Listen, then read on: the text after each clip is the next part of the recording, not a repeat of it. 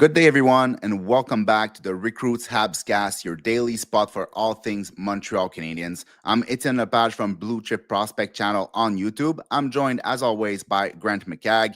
We've got lots to dive into today. We've got the lineup from the Habs' first preseason game to go over, some early thoughts on the power play that is shaping up, and maybe even touch on some of the few trade rumors coming around.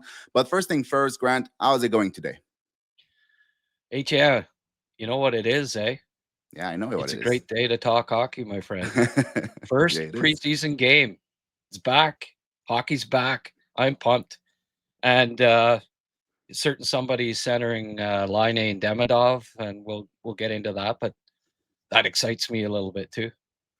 Yeah, for sure. I'm excited. Obviously, hockey is back finally. It's not a season yet. It's just a preseason, but still, it's Oh, real hockey. It's NHL players or players trying to make the team, battling against other NHL players or other players trying to make the team. So it starts to get exciting.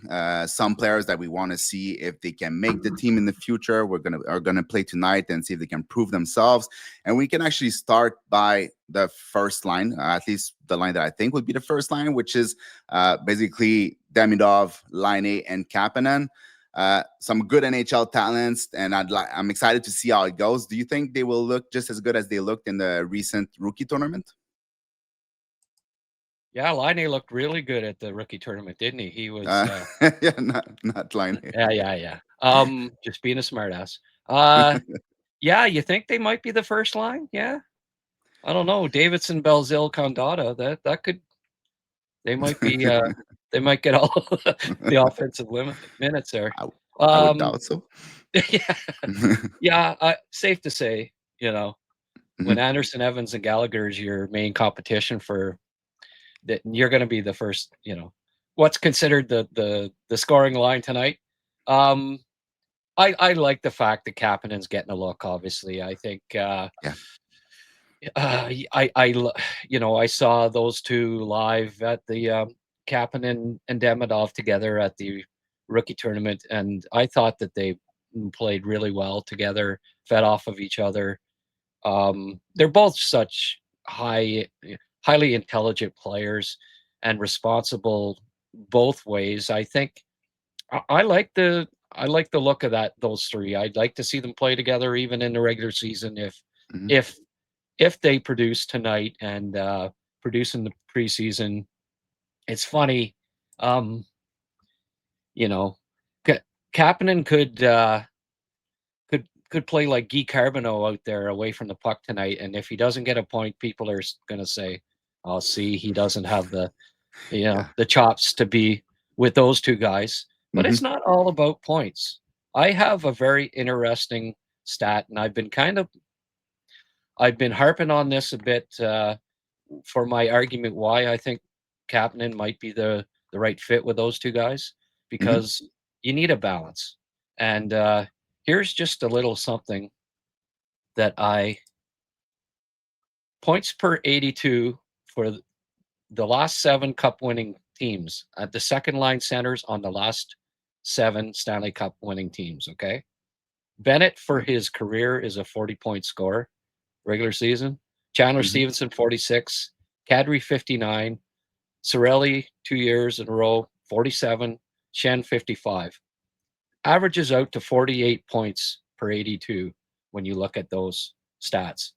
What's the one thing in common all of these players have?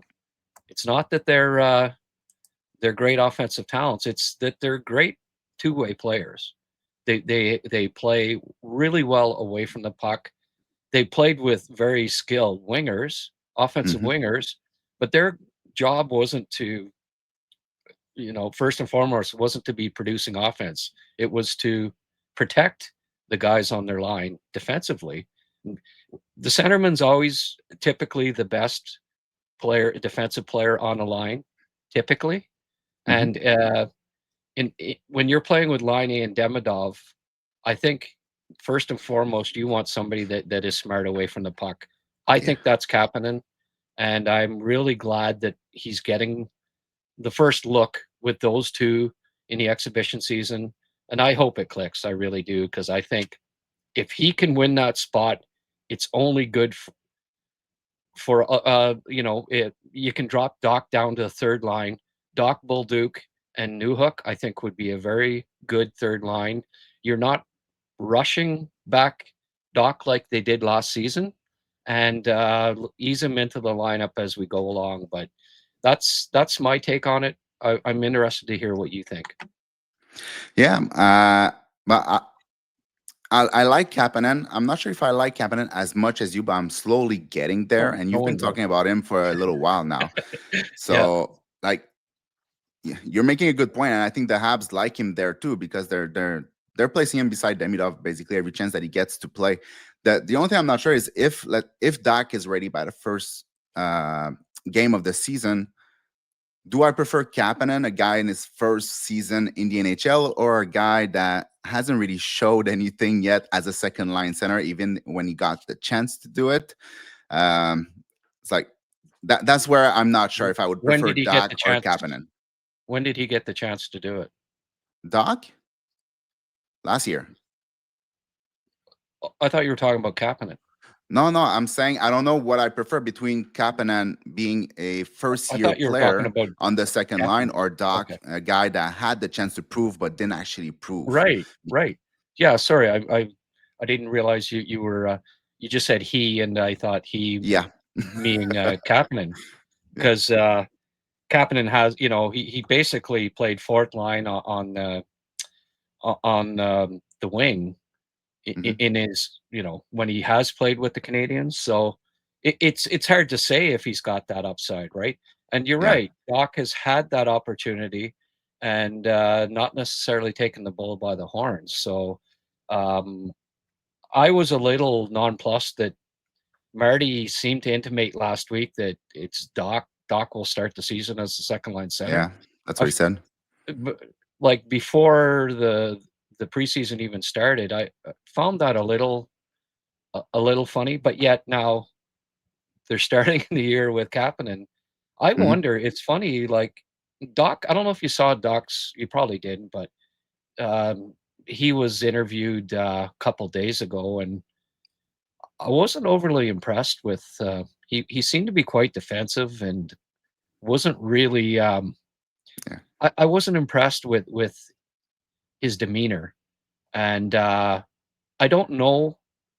Ever since that press conference, it's kind of like Kapanen's been plugged back into that.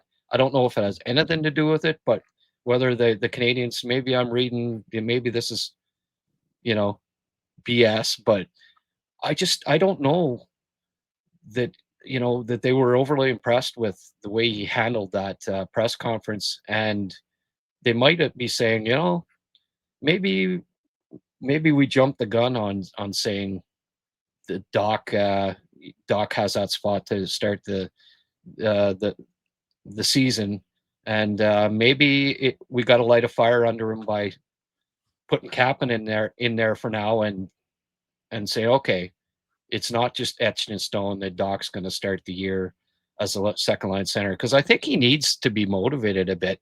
It was handed to him last year after missing the whole year, and no matter how poorly he was playing, like I think he was leading the NHL in plus minus.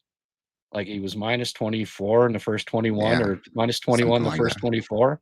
He was right at the very top, and he never lost that spot. They kept changing players. Like he started with Slav and Newhook. Then they took Newhook out and they put Armia in. Then they even tried Suzuki with Slav and Doc. But the one thing that they didn't change was moving down Doc. So I think there maybe needs to be a little more tough love with him this year and not just hand it to him.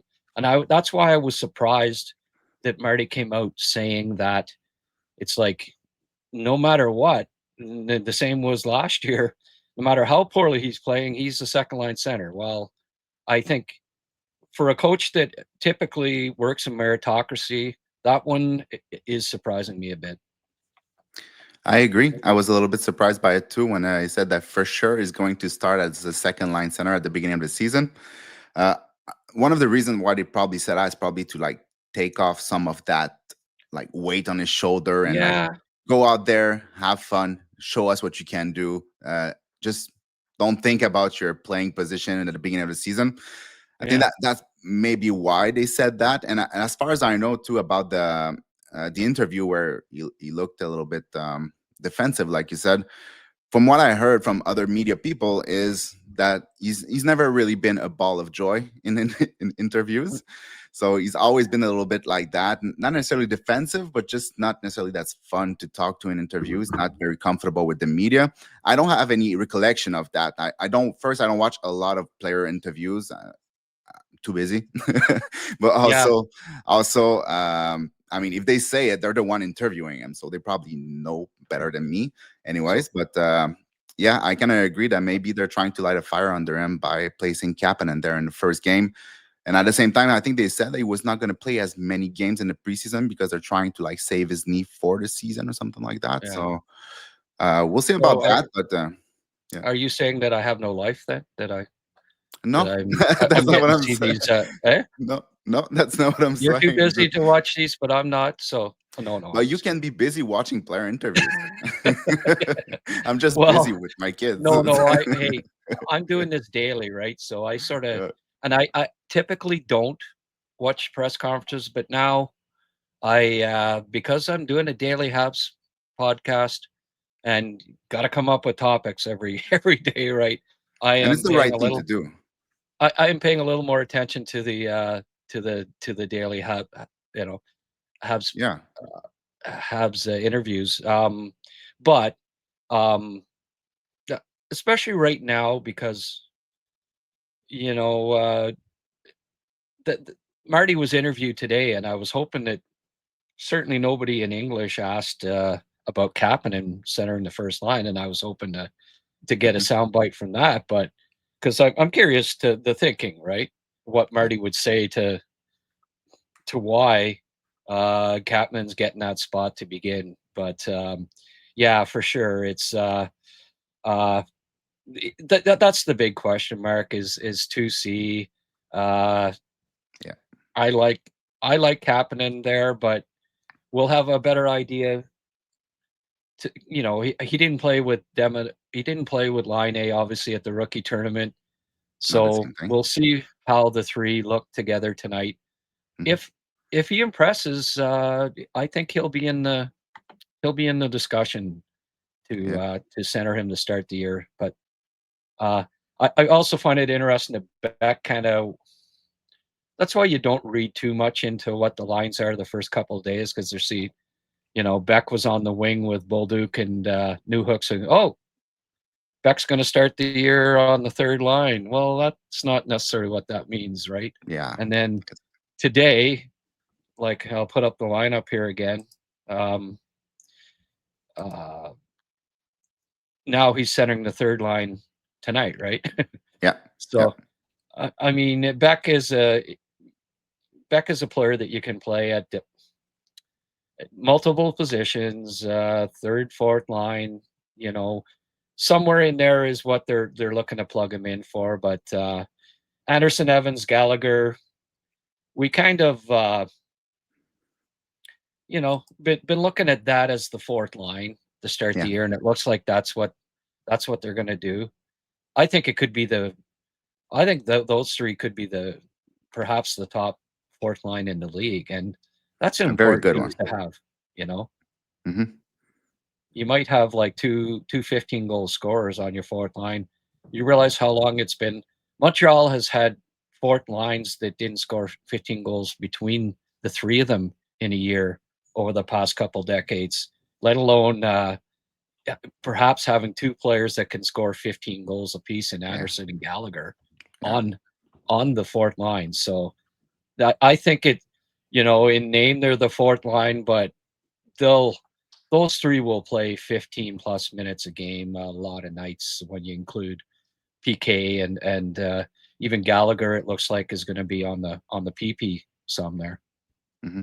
Yeah. I feel like if that's the fourth line, it's not the typical like fourth line build with bubble players, barely NHL level players. Like basically Gallagher was a good player for a long time. He was a good player last year. We know the energy that he brings. And then you have a guy like Anderson who's like 6'3" or 6'4", something like that. Skates like the wind, very, very fast down the wing, can forecheck heavy. And then you have also Jake Evans, who's very, very good defensively. And he's also Anderson, who's now a PK specialist. So Yeah. it's a very, Yeah. very good fourth line. If that's your fourth line, it's not a fourth line that's going to play 9 to 12 minutes. They're going to be playing a lot more than that. And if they play more than that, it also gives more energy to all the lines in front of them.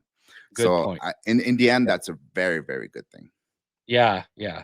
I don't want to see Laine playing 18 minutes again, especially Mhm. at the start of Yeah. the year. That line will not. Uh, there'll be nights when the Evans Gallagher line gets more ice time than the second line. It Mhm. it depends on the matchups. If it's a good offensive team that has two really good top six lines, you'll see Suzuki's line out against one of the team's top two lines. But don't be surprised if the Evans line is matched up against um, top two lines Yeah. on certain teams, right? And Yeah. and that means obviously the top two lines on the other teams get more ice time. So it'll mean that Evans, Gallagher, and Anderson get more ice time some Hmm. nights. And it'll depend on the score in the game too and stuff, right? The Canadians are up a goal or two halfway through the game. Guess who's going to get a lot of ice time? Evans line. They'll be Yeah. they'll be Yeah. they'll be out. You know, do you want Laine out protecting the lead, or do you want Probably do not. you want Evans and Gallagher? Yeah. Yeah. It's, But it's if you need a goal, though, then it's the other way around. exactly if they're down a goal, ride those top two lines. For sure. Yeah, Yeah. and so the third unit there. Yeah, I like the way they've been bouncing things around. Meshar got some looks at center, right? In the Hmm. at the rookie tournament. Beck's been on the wing, but now for this game, they've got Beck, Farrell, Meshar. That might be a good line in the AHL this year if those three are. I suspect Hmm. they'll all be in the AHL, and that might be something we see regular season for Laval. Yeah. I have a question for you about Beck.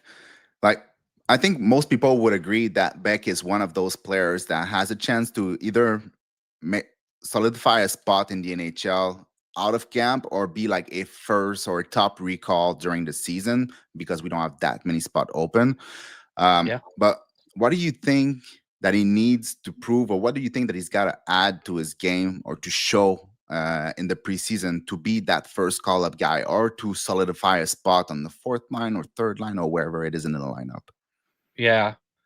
Well, I think one of his fortes in junior was his face-offs, Hmm. and so far as a pro, like it's rare that a rookie and a young NHL player is very good in the face-offs. It's just something that takes experience. There's so many tricks and so many things to learn.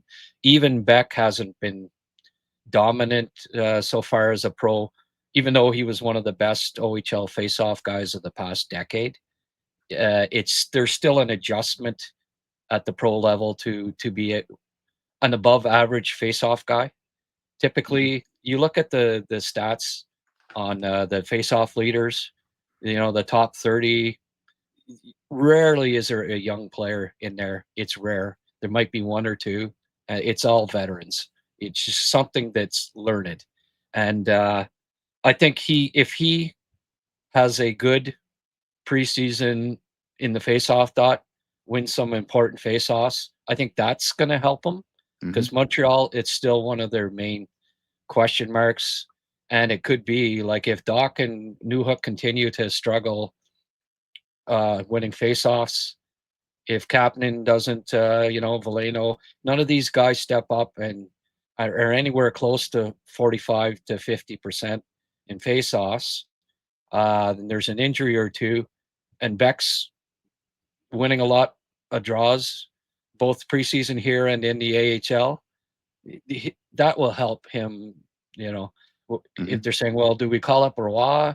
Do we call up Beck?" Well, we could use we could use a guy that's Can win that's good on face-offs. face-offs to help Yeah.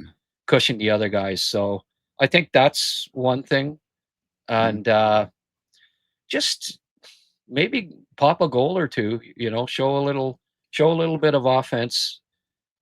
Marty made a point in his press conference saying, yeah, he's got a heavy shot. He's got a good shot. Got to get Mhm. open. And so I think he'd like to see him use that shot a little more.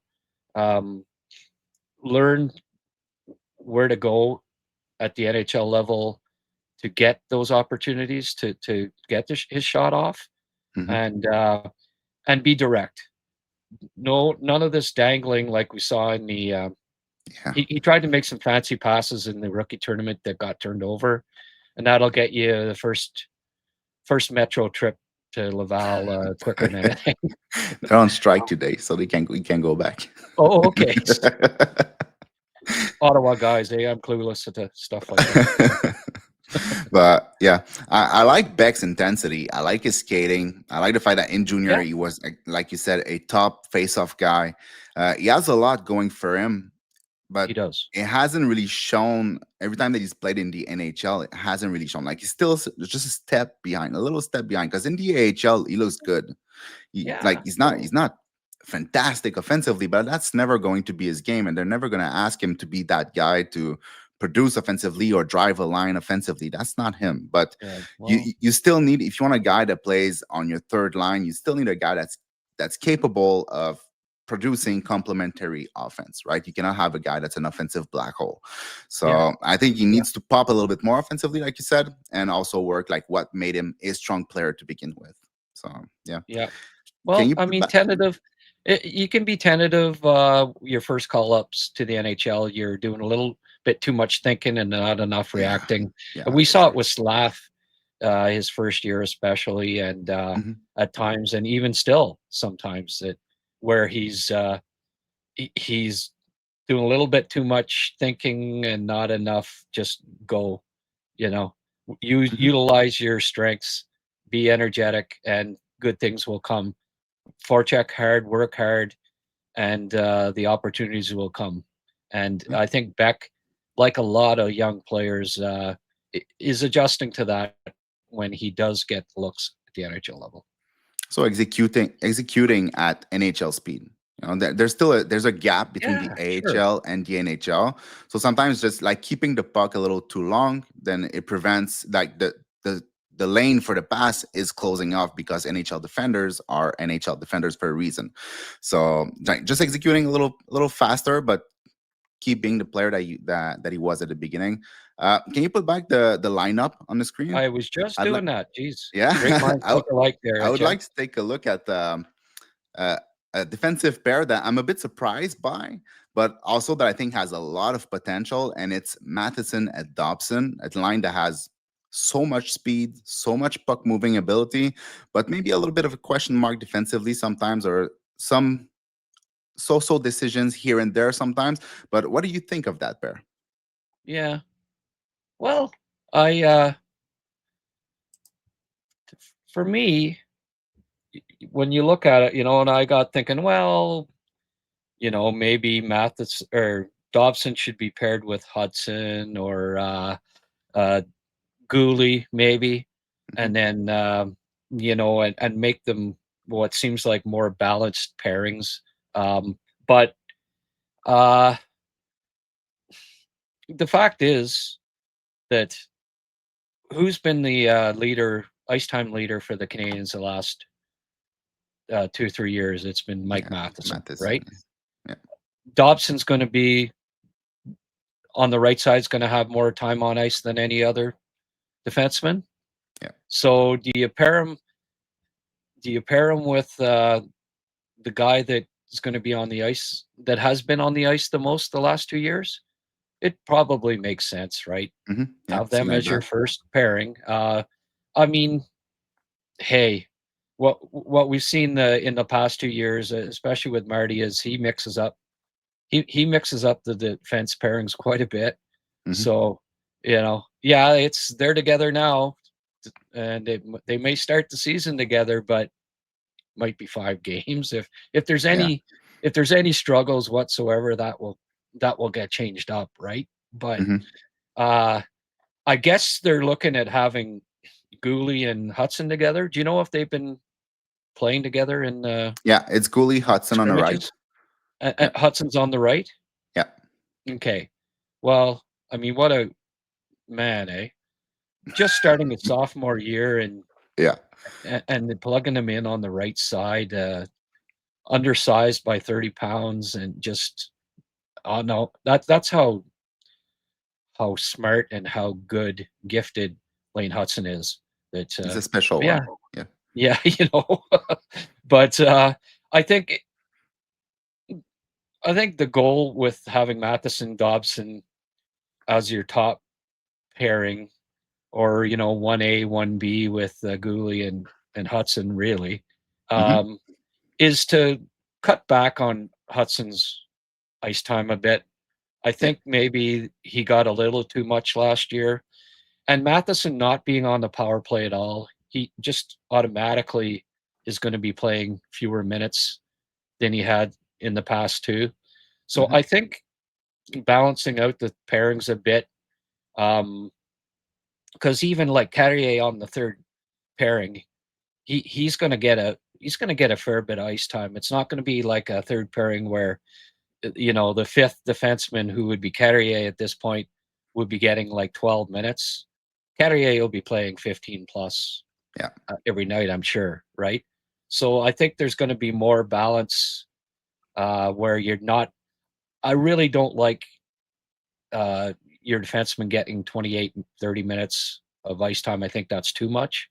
And I think it'll be more even, especially the top three guys, Matheson, Hutson, and Dobson, will all get around 25 minutes a game, 23 to 25. And I think that's better. Don't tax them as much as in the past. But yeah, that could be an entertaining pairing, those two. Yeah.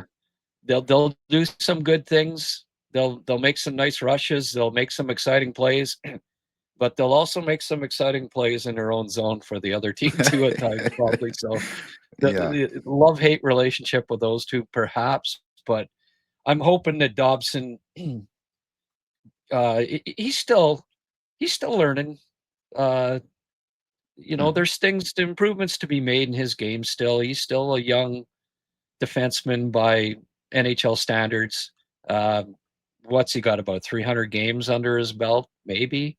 Something So, like that. he's just hitting his prime now. And Matheson at that age, he was a bubble. Yeah.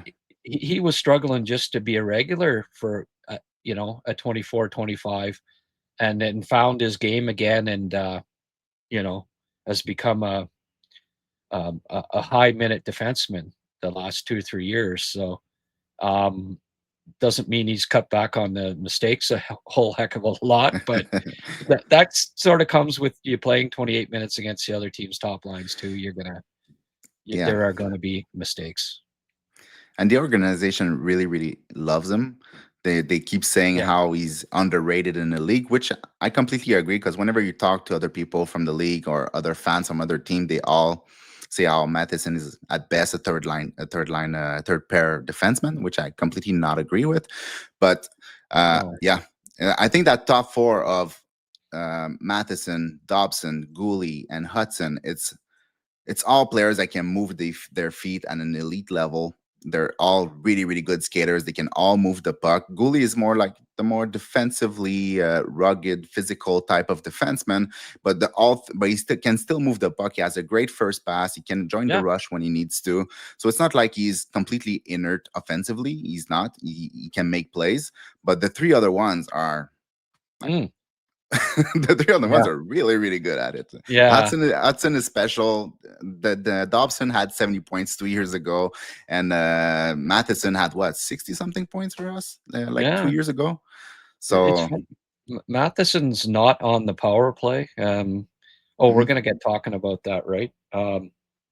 It, uh, he's tied with Caulfield for the most power play points the last 2 years, 38, mhm, and he's not on the first or second power play unit. yeah, Gallagher, the, is on the second unit on the point at this point, which is an interesting one for me. I don't see him as being much of a. I think what the plan is with that unit is, and much like the first one, is to have them moving all the Yeah, time. And yeah, Gallagher's on the point, but he's going to be all over. He'll get in yeah, front of the net and they'll rotate, and there'll be lots of movement. And I think that in the past that's been an issue with Canadians power plays, is everybody kind of standing still. very And static. I really think that the Marty, since he took over last year, we started to see that change Hmm. with him being in charge of the power play. And I think it'll even be more so this year, where guys are moving, you know, all over, and it makes it a lot harder to defend them, I think, than if Yeah. they're just standing in one spot and moving the puck around, and too predictable, right? If you watch Winnipeg's power play last season, it was they were all completely never at the same place, always rotating, mixing up the defense, and that's why they had one of the best power play in the league. But Yeah, they were in constant movement, and we could see it a little bit from the Habs too in the playoff when Demidov got into that power play. There was a lot more movement, and players right. were moving all around the ice to actually make plays and open up that defense a little bit. I like them breaking up Laine and Demidov. I didn't think that really worked. You weren't taking advantage of or did I say Demidov? Laine Yeah, and Caulfield. I mean, yeah, um, they their bread and butter is the left side one timer, right? Well, you hmm, couldn't have them both standing on top of each other, right? So Caulfield yeah. had to move over sort of the bumper and stuff, and that's just not his Didn't spot. work. Hmm. His spot is on the left where Laine is. So now they got Bolduc, who is really good. He's got a great shot in the bumper position. Hmm. He scored some beautiful power play goals in the A second lot, half yeah. of the year. The bumper position. Slav's got a good shot on the right side, a good one timer. You got Suzuki and Hutson, who will be all over and setting up the Hmm. plays. You got Caulfield in his office on the left, Bolduc in the bumper, Slav on the right. I love that first. I love the makeup of that first power play. I think it can do a lot of Yeah, damage. But then, you know, you put line A. Line A led the NHL by far in power play goals per game last yeah. year. Like, Hmm. he was 0.288, and Draisaitl was second at 0.225. You know, so like Yeah, it's a massive difference. by far the most power play goals per 82 games, and he's on your second unit. How times have changed in Montreal from the days where David Desharnais was your first, you know, on your first power play at center, and they had, oh, I mean, just when you think of some of the names, a decade ago or Yeah, whatever on the power play, and now you've got the most prolific power play guy in the league on the second unit with Demidov, who could be just outstanding on the power play. So um, eh, the first unit doesn't score. The second unit, you throw yeah, group out there. Dobson, a former 70-point scorer, on your second power play unit. There's suddenly, and for the first time in 3 or 4 decades since you've been a friggin' Habs fan, hmm, they actually have an embarrassment of riches on the power play. it's great. It's and if one night one of your power play can't get the puck inside the zone for some reason, uh, just send the other one. Yeah, You have your second right. power play is almost as strong as your first one. For me, it would be sad to see Caulfield in the second power play. I understand it, but it would be sad because I'm a big fan of Caulfield. And even before Laine got into the lineup, by end of November, Caulfield already had like 11 goals or something like that on the power play. So he was really good in Laine's spot, and then he lost that spot, and he was a little bit lost on the ice. He was not a detriment to the power play, but he was not necessarily something that helped the power play. So I understand it, him being on the second power play. But that's the good thing, is that if on your second power play you have Noah Dobson, and then you have Caulfield too, that those are two elite Yeah. players at their position. That So yeah, it's cool that you can have two power play that are very, very dangerous. And Slav is a really good passer too, as we've Yeah. uh, uh, like I can picture him. He passes the puck so quickly, right? Hmm. One of the fastest, not all the time, but when he makes that pass where the puck's on his stick and it's instantly passed, Hmm. Yeah. he's got such a quick pass. I can see him setting up Bolduc. Like Slav will get it on the right side. Bolduc's in that friggin' bumper spot, and Yeah. Slav is gonna, get him the puck like that, and Bolduc let that shot go. I could see Bolduc getting a lot of goals, getting set up.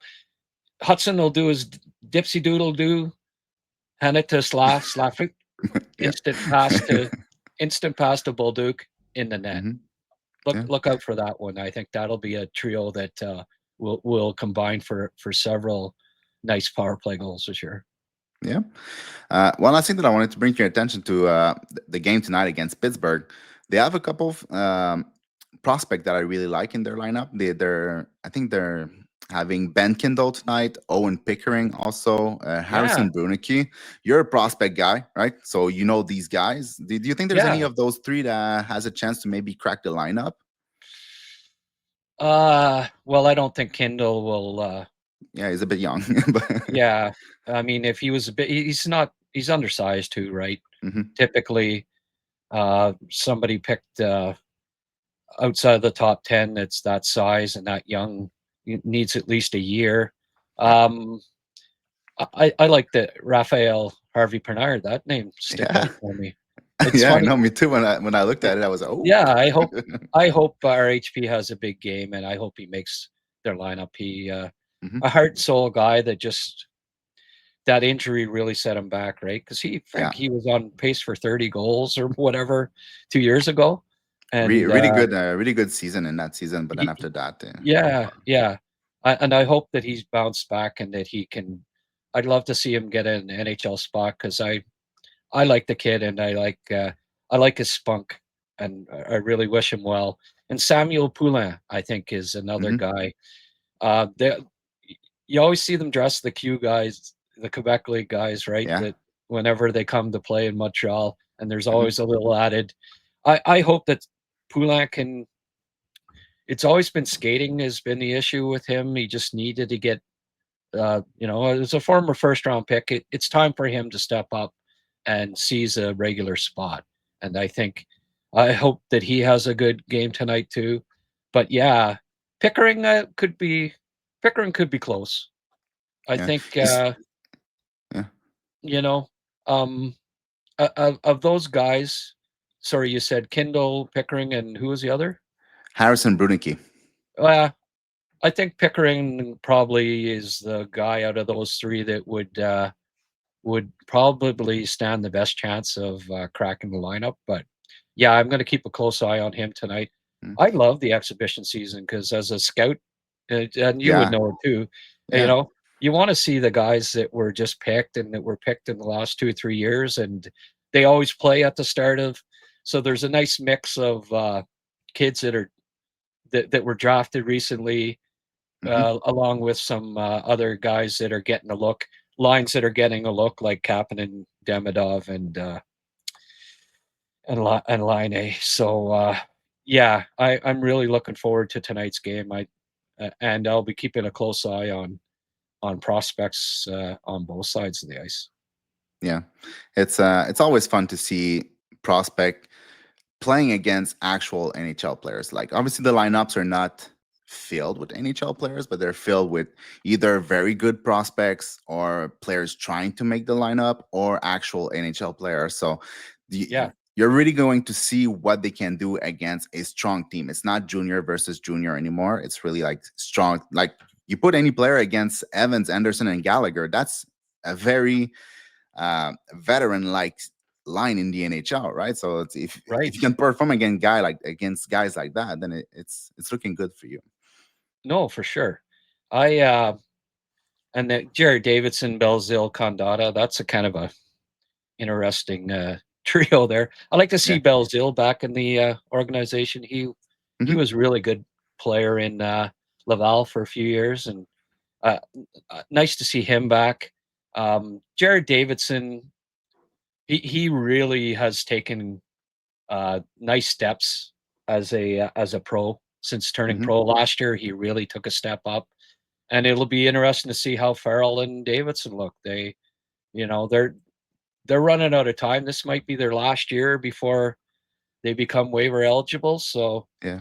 big seasons for them. They have to step up and show that they've made another step and are worth being under consideration for bottom six roles. Although I think it'll be a long shot for both of them with there's so much depth in the young depth in the Canadians organization now.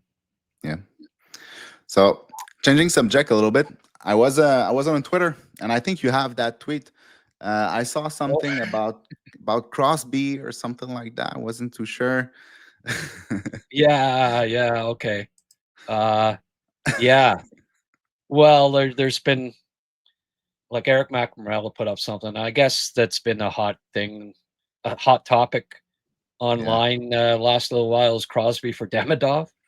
I hadn't really seen much of it, but then so I thought I'd have a little fun with it. Like, there's no Simeons. way that Demidov is getting traded. Not even in. No. So I just said, obviously he's got his younger or his older brother playing in the VHL, and Yeah. I kind of had some fun with it. But you get the people weighing in, the trolls and Yeah. everyone. Hey, see, I told you this guy's an idiot. It was they're just waiting for their chance to, you know, without reading the damn thing and realizing that I wasn't even talking about Ivan, But eh, just goes to show you how short of attention span the average social media person has these days. You know, Mhm. read the first sentence and never go past that, or just gloss right over it and then Yeah. assume that I meant Ivan, but obviously it was just Was a have to gotcha. yeah. Yeah. And in the end, that trade makes absolutely no sense for the Montreal Canadiens. Like, as a player, Crosby is 100% worth it, a prospect of the type of Demidov. The problem is where Yeah. he is at in his career as opposed to Demidov. Like, if it was Crosby at 28 years old, that's one thing. But Yeah. Crosby, like, he has what, three, Well, 4 seasons left, something like that. You cannot pay a guy in his first season that he's looking like he's going to be a superstar in the NHL. It makes absolutely no sense. I I think you like a trade that would make sense for Pittsburgh for Crosby if they do end up uh, considering it by the trade deadline is one where they get multiple A prospects or A players, not A plus, not an A Hmm. plus for him. It's just a young A. It just I can't see that being how it goes down. They need help everywhere and multiple players and draft picks and because I don't know that there's a team with an under 20 core that is less that is worse than Pittsburgh's. Like Yeah. they were in that win now mode that Chicago was in, where as their stars were aging, they weren't getting rid of their stars, and they kept trying to win each year and trading away their draft picks and trading away their prospects and not restocking the Yeah. prospect cupboard. And after a while, just like with Boston now, right? It took a year with Bergeron and Krejci retiring, but eventually that star group got old, and all those years of trading away high picks, it finally catches up with them, just like it did with Detroit finally there, right? Yeah. Remember they made the playoffs 25 straight years and Yeah. then Crazy. didn't trade away the older core because you can't trade your legends, or at least that's the thinking. And Hmm. now they haven't made the playoffs in 10 years or whatever it is. So Pittsburgh's got to, I think they really have to consider dealing either Crosby or Malkin or maybe both and doing but get in multiple good pieces, young pieces, and draft picks, and not just try to land the Demidov type guy. Because first of all, Montreal's not going to do it. So No, there's no way. yeah. But yeah, I think, like you said, Pittsburgh kind of pushed it a little too long. They tried to be competitive a little too long, and then they re-signed Lepage like a couple of years ago to a big contract. And the thing is, also their star player are so iconic for the city that they are basically untradeable. They are own the respect to basically go out on their way. So Yeah. at least, like you said, that's the thinking, and I think that way. I feel like if you have Crosby on your team from the day he was drafted to today, you can't just say, "Hey, you're going to San Jose because they're giving us a first." I think like Yeah. you need to talk with him and get him where he wants to go. And the Right. good thing is that Right. he wants to go in Montreal. That would be fantastic. It I'd would. be willing to It pay plenty, but not yeah. Demidov. Well, I mean, it makes sense in a lot of levels. I think Yeah. an up and coming young team like that needs a top two center, and that's what better leader and top two second line Oh center man, could you have than that's Crosby? Uh, the pinnacle. he's still a friggin' point per game player. So people would say, "Oh, he's 38." Yeah, but he's Sidney freaking Crosby. Sidney Crosby at 38 is like any other good center at 30. Hmm. Oh yeah. Because he's Oh yeah, still a for freaking sure. point per game player. He's great defensively. He's a leader. His leadership cannot be, you know, his experience and leadership cannot be overblown. Um, Hmm. I will say this about Pittsburgh. They had an iconic player in Jagger, Hey. and they traded him Hmm. and True. reloaded and True. won cups after, right? You're Uh, talking about Brendan Yeager? yes, Jaeger, Jaeger, Jaromir Jaeger. Okay, this one. Okay. Yeah, Jaeger. Sorry. Yeah, yeah. So it's not like they haven't done it. Um, I mean, Jaeger's what top 5 point scorer in Oh all yeah, time in the yeah, NHL, so something he's like that. pretty iconic, right?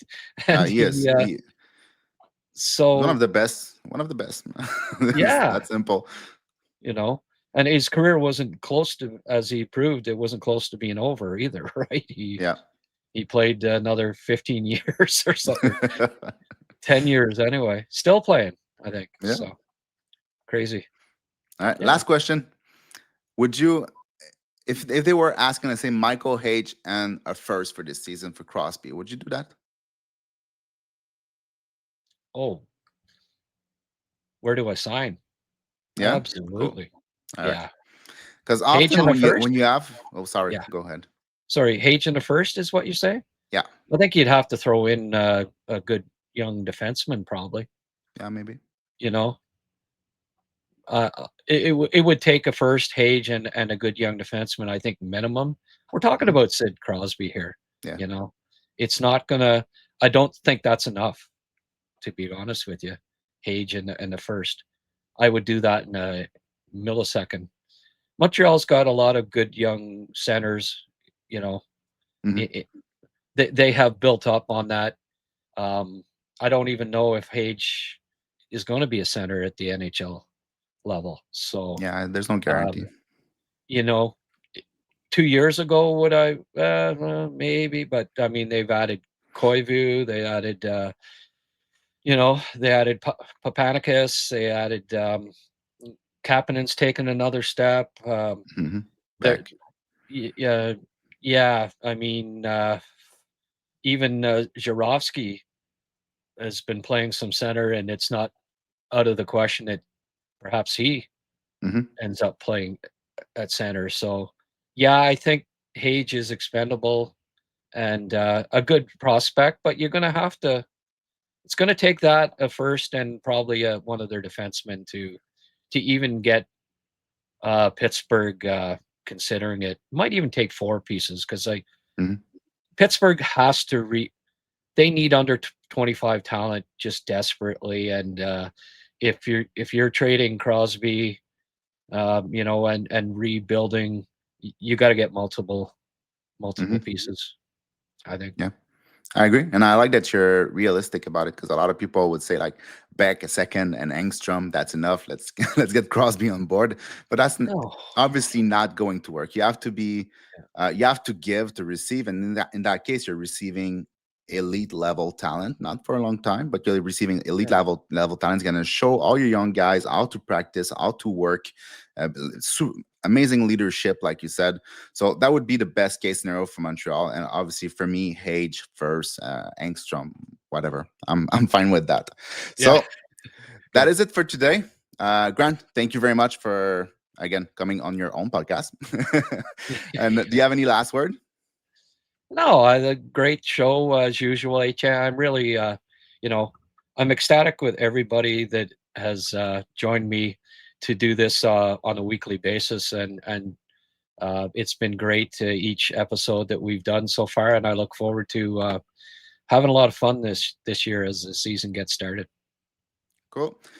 Everybody, please take the time to like, take the time to subscribe to the channel if you want more daily Canadians podcast stuff. And also, if you're on mobile, this little button, hype, it really helps Grant going up the charts and being presented to more people who likes hockey. So help us out, give you more good content. That's it. All right. Thank you very much. Bye, everybody.